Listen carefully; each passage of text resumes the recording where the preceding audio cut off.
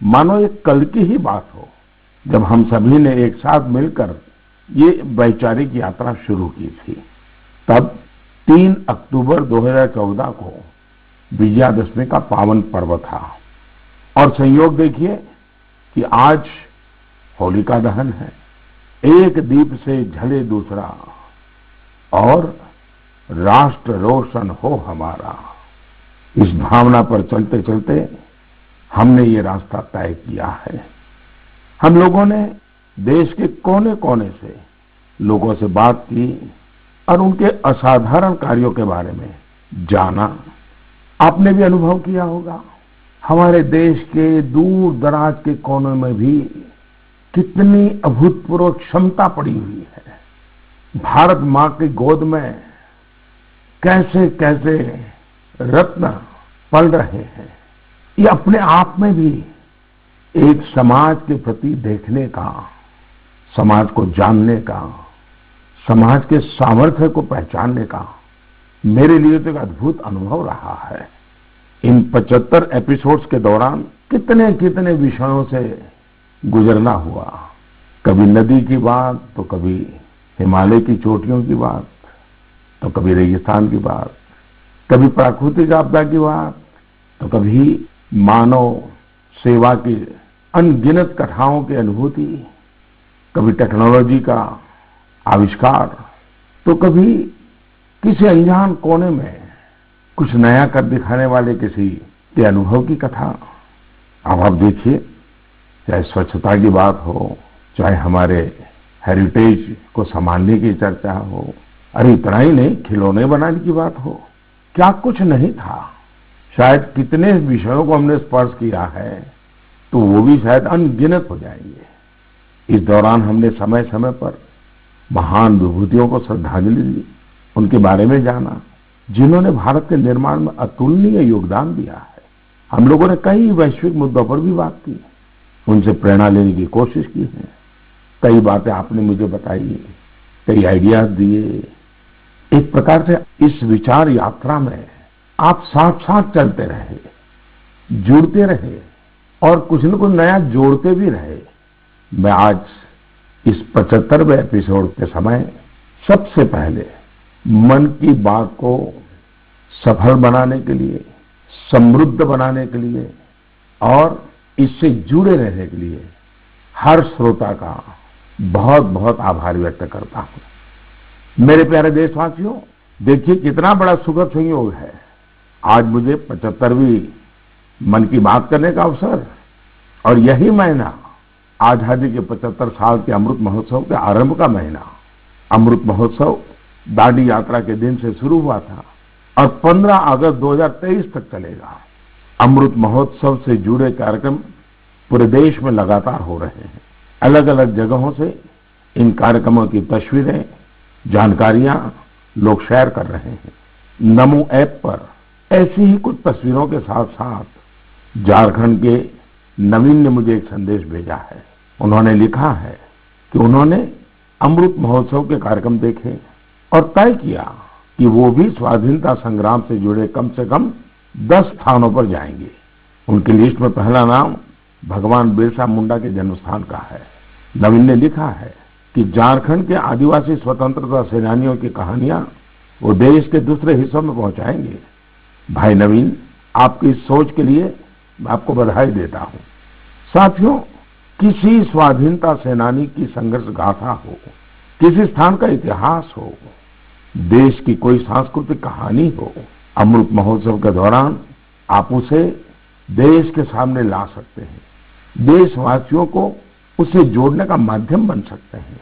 आप देखिएगा, देखते ही देखते अमृत महोत्सव ऐसे कितने ही प्रेरणादायी अमृत बिंदुओं से भर जाएगा और फिर ऐसी अमृत धारा बहेगी जो हमें भारत की आजादी के 100 वर्ष तक प्रेरणा देगी, देश को नई ऊंचाई पर ले जाएगी, कुछ न कुछ करने का जज्बा पैदा करेगी।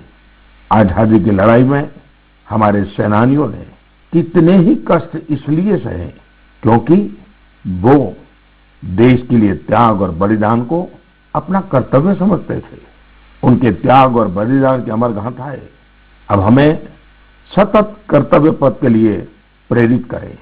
और जैसे गीता में भगवान कृष्ण ने कहा है, नियतम कुरु कर्म त्वम कर्म ज्यायो हकर्मणः, उसी भाव के साथ हम सब अपने नियत कर्तव्यों का पूरी निष्ठा से पालन करें। और आजादी का अमृत महोत्सव का मतलब यही है कि हम नए संकल्प करें, उन संकल्पों को सिद्ध करने के लिए जी जान से जुट जाएं। और संकल्प वो हो जो समाज की भलाई के हो, देश की भलाई के हो, भारत के उज्जवल भविष्य के लिए हो। और संकल्प वो हो जिसमें मेरा अपना स्वयं का कुछ न कुछ जिम्मा हो, मेरा अपना कर्तव्य जुड़ा हुआ हो। मुझे विश्वास है गीता को जीने का ये सुवर्ण अवसर हम लोगों के पास है। मेरे प्यारे देशवासियों, पिछले वर्ष ये मार्च का ही महीना था, देश ने पहली बार जनता कर्फ्यू शब्द सुना था। लेकिन इस महान देश की महान प्रजा की महाशक्ति का अनुभव देखिए, जनता कर्फ्यू पूरे विश्व के लिए एक अचरज बन गया था। अनुशासन का ये अभूतपूर्व उदाहरण था। आने वाली पीढ़ियां इस एक बात को लेकर के जरूर गर्व करेगी।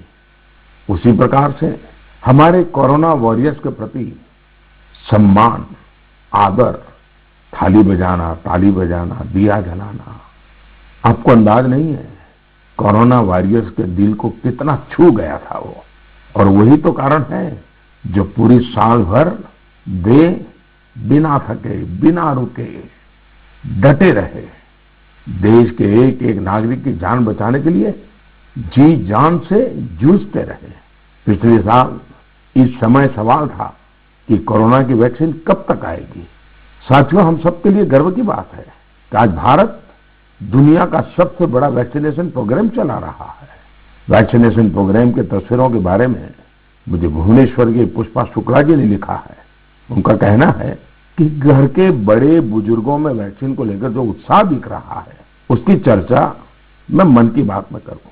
साथियों, सही भी है, देश के कोने कोने से हम ऐसी खबरें सुन रहे हैं, ऐसी तस्वीरें देख रहे हैं जो हमारे दिल को छू जाती हैं। यूपी के जौनपुर में 109 वर्ष की बुजुर्ग मां राम दुलैया जी ने टीका लगवाया है। ऐसे ही दिल्ली में भी 107 साल के केवल कृष्ण जी ने वैक्सीन की डोज ली है। हैदराबाद में 100 साल के जय चौधरी जी ने वैक्सीन लगवाई। और सभी से अपील भी है कि वैक्सीन जरूर लगवाएं। मैं ट्विटर, फेसबुक पर भी ये देख रहा हूं कि कैसे लोग अपने घर के बुजुर्गों को वैक्सीन लगवाने के बाद उनकी फोटो अपलोड कर रहे हैं। केरल से एक युवा आनंदन नायर ने तो इसे एक नया शब्द दिया है, वैक्सीन सेवा। ऐसे ही संदेश दिल्ली से शिवानी, हिमाचल से हिमांशु और दूसरे कई युवाओं ने भी भेजे हैं। मैं आप सभी श्रोताओं के इन विचारों की सराहना करता हूं। इन सब के बीच कोरोना से लड़ाई का मंत्र भी जरूर याद रखिए, दवाई भी कड़ाई भी।